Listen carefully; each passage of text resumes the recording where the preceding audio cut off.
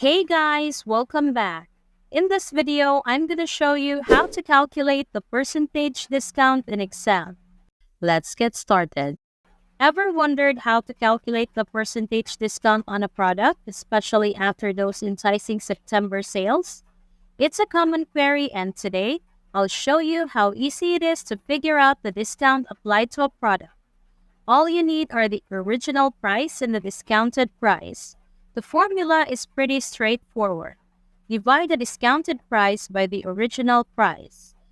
This gives us the ratio of the discounted price to the original price, for instance, 50%.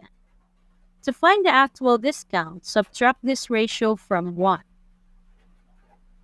which in our example gives us 50%.